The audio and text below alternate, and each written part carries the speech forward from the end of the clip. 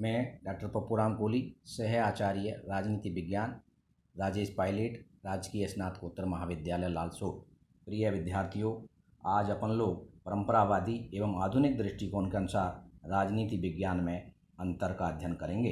राजनीति विज्ञान के परंपरागत दृष्टिकोण एवं आधुनिक दृष्टिकोण के मध्य काफ़ी अंतर पाया जाता है। आधुनिक दृष्टिकोण की उत्पत्ति परंपरागत दृष्टिकोण में रही कमियों के परिणाम स्वरूप अस्तित्व में आया। जैसा कि कर्कपैट्रिक ने लिखा है, असंतोष ने क्षोभ को जन्म दिया और क्षोभ के परिणाम स्वरूप क्षेत्र में परिवर्तन आया।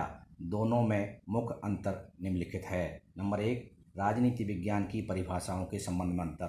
परंपरावादी विचारक राजनीति विज्ञान को राज्य एवं सरकार के अध्ययन का विज्ञान मानते हैं। गार्नर के अनुसार राजनीति विज्ञान का प्रारंभ और अंत राज्य के साथ होता है। इसके विपरीत आधुनिक व्यवहारवादी राजनीतिक विचारकों का मत है कि राजनीति विज्ञान की विषय वस्तु राज्य नहीं वरन मनुष्य का राजनीतिक व्यवहार है। वे राजनीति विज्ञान को शक्ति और सत्ता का विज्ञान मानते हैं। लासबेल और कैपलान के शब्दों में राजनीति विज्ञान एक व्यवहारवादी नियम के रूप में शक्ति को संवारने तथा मिल बांट कर प्रयोग करने का अध्ययन है। नंबर 2, विषय क्षेत्र संबंधी अंतर। परंपरावादी और आधुनिक राजनीति विज्ञान के क्षेत्र में भी अंतर पाया जाता है। परंपरावादी राजनीति विज्ञान में राज्य के सर्वकालीन अर्थात राज्य के भूत, वर्तमान तथा भविष्य का अध्ययन किया जाता है। इसके साथ ही सरकार का गठन, शासन के स्वरूप, शासन के अंग, शासन के रूप एवं कार्यों का भी अध्ययन किया जाता है। परंपरावादी उनका संस्थागत अध्ययन करते हैं। दूसरी तरफ आधुनिक दृष्टिकोण के विचारक संस्थाओं की उत्पत्ति का अध्ययन नहीं करते, अपितु संस्थाओं की प्रक्रिया के बारे में अध्ययन करते हैं।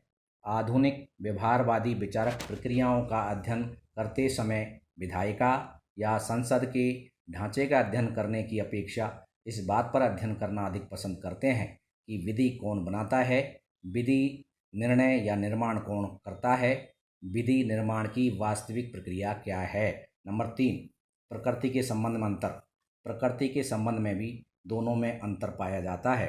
परंपरावादी राजनीतिक विचारकों में अनेक विचारक ऐसे हैं जो राजनीति विज्ञान को विज्ञान की श्रेणी में नहीं रखते हैं। बकल का विचार था कि ज्ञान की वर्तमान अवस्था में राजनीति विज्ञान को विज्ञान मानना तो दूर रहा, कलाओं में भी सबसे पिछड़ी कला है।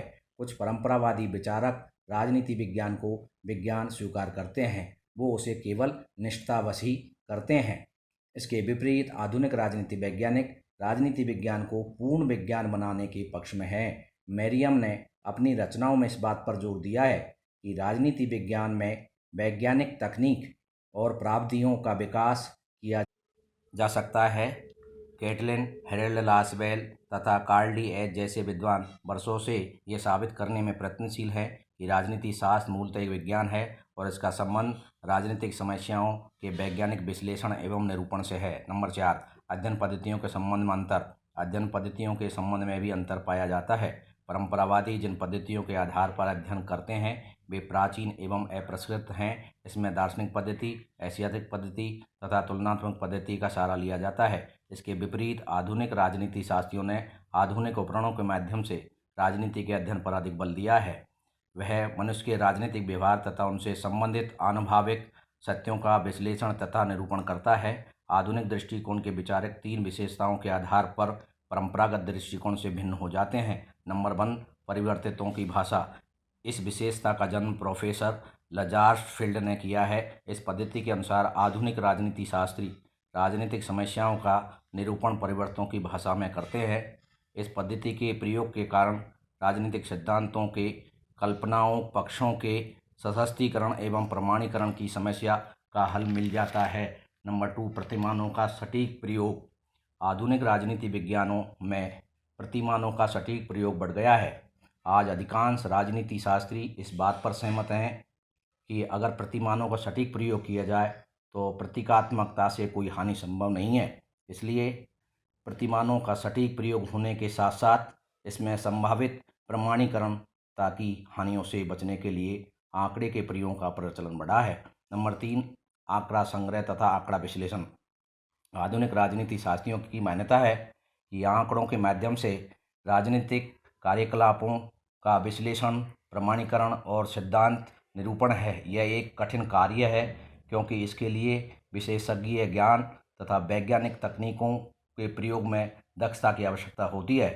फिर भी कंप्यूटर के विकास के बाद बृहद संख्या में आंकड़ा संग्रह और आंकड़ा विश्लेषण की समस्या अब उतनी कठिन नहीं रह गई है। इसके अलावा आंकड़ा अधिशेष की मदद ली जा सकती है। नंबर 5, मूल्यों के संबंध में अंतर। मूल्यों के संबंध में भी परंपरागत एवं आधुनिक दृष्टिकोण में अंतर पाया जाता है। परंपरावादी राजनीतिक विचारक मूल्यों में आस्था रखते हैं, वे आदर्श में तथा नैतिकता में विश्वास करते हैं। दूसरी ओर अंतर्बद्धशील निरपेक्षता का दावा करते हैं। उनके अनुसार राजवैज्ञानिक अपने आप को नैतिक भावनाओं, मूल्यों, आदर्शों, मिथ्या झुकावों व पक्षपातों आदि से दूर रहकर वैज्ञानिक अध्ययन और अनुसंधान करें।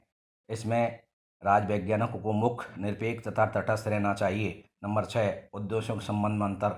उद्देश्यों की दृष्टि से भी परंपरागत एवं आधुनिक दृष्टियों में अंतर पाया जाता है।